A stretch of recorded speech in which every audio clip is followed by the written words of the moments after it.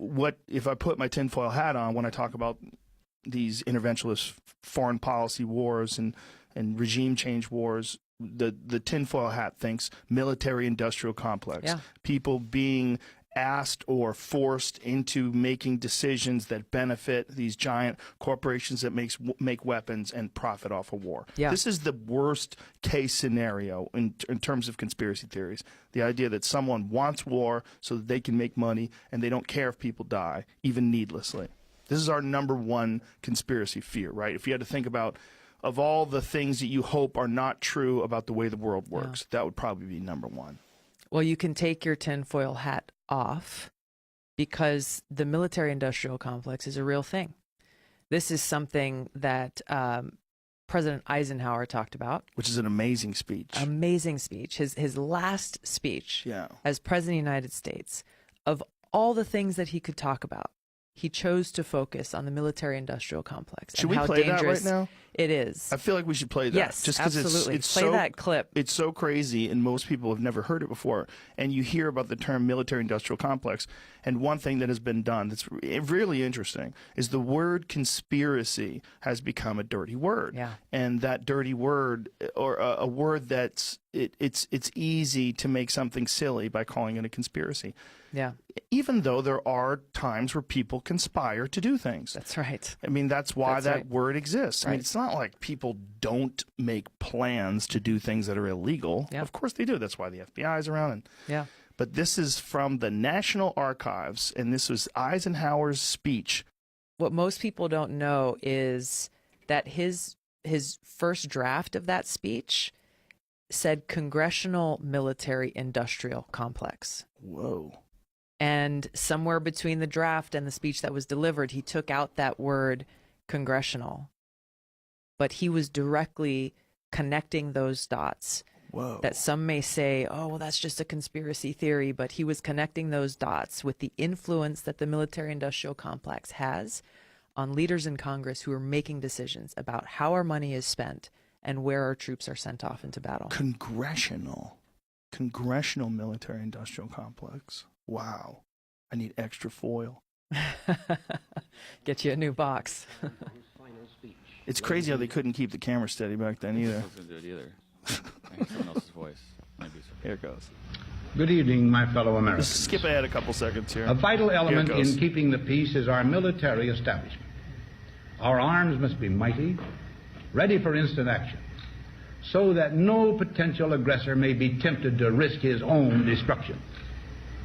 Our military organization today bears little relation to that known of any of my predecessors in peacetime, or indeed by the fighting men of World War II or Korea. Until the latest of our world conflicts, the United States had no armaments industry. American makers of plowshares could, with time and as required, make swords as well. But we can no longer risk emergency improvisation of national defense.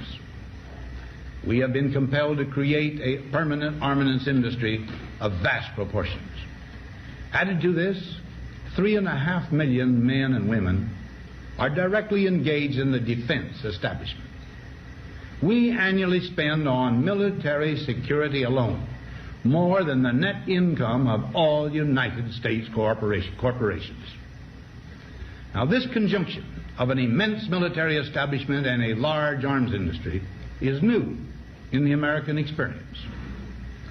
The total influence, economic, political, even spiritual, is felt in every city, every state house, every office of the federal government. We recognize the imperative need for this development, yet we must not fail to comprehend its grave implications. Our toil, resources, and livelihood are all involved. So is the very structure of our society. In the councils of government, we must guard against the acquisition of unwarranted influence, whether sought or unsought, by the military-industrial complex.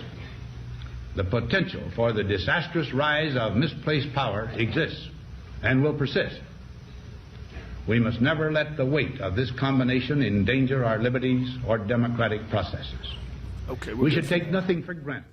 You could listen to the rest of the speech if you want to online, but it's very chilling Yes. because this is the sitting president leaving office, and this is what he wants to tell people. And a soldier. Yes. He's a guy who had military experience. He's a guy who saw firsthand wearing the uniform and then serving as commander-in-chief. And this was his final warning to the nation. The military companies are like most companies. They always want to grow. Companies seek infinite growth. They constantly seek better quarters. Every year they want to make more money than they did last year. That's what they're doing. They're in the business of making money. They're not just in the business of creating things. They're creating things for a profit. That's right. And they're going to have a little wiggle room, and especially with politicians. Politicians that are in their pocket, and they've spent millions of dollars helping them along the way. Yeah. And they're gonna help each other. Yeah. And this long history of helping each other. That's right. That's I mean, you see that very directly through contributions that are being made to politicians by different defense contractors and the corresponding votes that are then taken.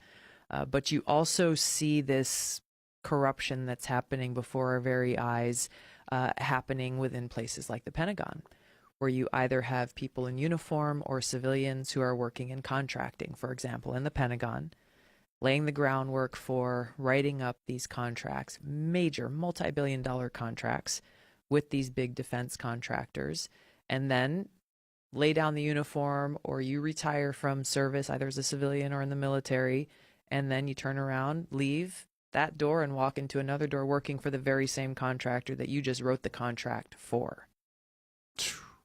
Yeah. This is happening. This is what we need to change when we're talking about both campaign finance reform, but also reforming this kind of corruption and this revolving door that's happening in different parts of our government. You see it happening in Wall Street too. Yes. The SEC regulators, people are supposed to be regulating Wall Street, are coming from Wall Street and then going back to Wall Street to work for the very same companies that they were supposedly just charged to regulate. This is a big problem that we've got to fix. Yeah, there's a fantastic documentary on that called Inside Job. I don't know if did you see it? Yeah. It's amazing. Yeah. You see when he's confronting these guys who are professors who then go and take these jobs and make millions of dollars with the very regulations that they help put into place. That's right. And it's happening with foreign policy as well. When you look at who are the main people who go and testify in front of Congress, coming from think tanks, very well-known think tanks, global think tanks that specialize in foreign policy. They don't have a placard on their desk when they're testifying before Congress saying, we receive funding from Saudi Arabia, from Qatar, from the United Arab Emirates, from all these different countries who are spending a lot of money funding these think tanks that then come forward and push policies or push ideas to leaders in Congress that not coincidentally benefit the countries that are funding them. What could be done to stop that other than someone like you getting into power? Well, and what could you do once you get in there? I think two things. I mean, obviously, as president and commander in chief, you set the tone for the kind of leadership that we have in this country that will put service above self.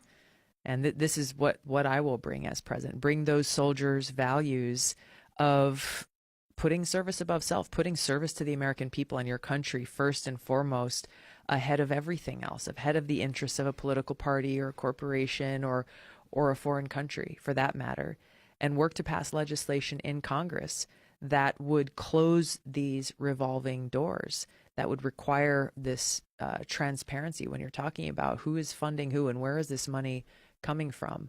I think members of Congress should not be taking PAC contributions, should be relying solely on contributions from people in this country so that they know exactly who is funding their campaigns. That really seems like a no-brainer. Yeah. That one seems like a no-brainer. And if you it's really something want what the people want. It's something that's starting to happen organically as more and more people are calling for this kind of reform and saying, hey, look, if you want my vote, then I expect you to not accept those contributions and to run a people-powered campaign. How many people are doing that besides you? There's a couple who are running for president. There is a slowly growing number of people who have run for and gotten elected to Congress. But look, it's in the margins compared to where we need to be.